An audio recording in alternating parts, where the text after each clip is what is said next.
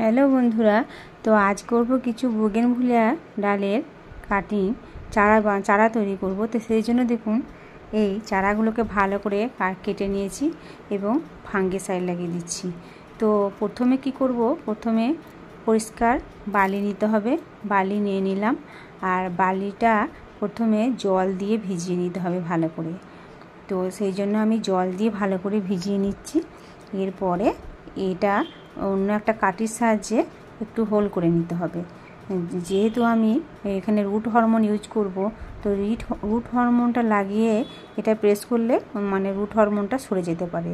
তো সেই জন্য হাতে নিয়ে নিয়েছি রুট হরমোন, আর আগে আমি একটু কাঠি দিয়ে এখানে বালিটাকে একটু হোল করে নিয়েছি। এরপরে দেখুন আমি এই রুট হরমোনটা লাগিয়ে নিয়ে জাস্ট এভাবে এখানে ঢুকিয়ে দিলাম, তো বালির মধ্যে একটু গেঁথে দিলাম। তো এইভাবে আমি সবগুলো ডালকে কাটিং করে লাগিয়ে দিচ্ছি।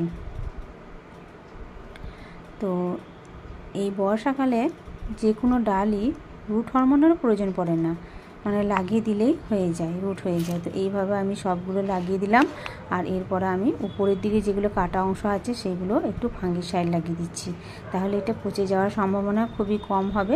তো এইভাবে আপনারাও এই বর্ষাকালে ইজিলি কাটিং করে নিতে পারেন আর চারা তৈরি করে নিতে পারেন। তো এইভাবেই করে নিলাম, দেখুন।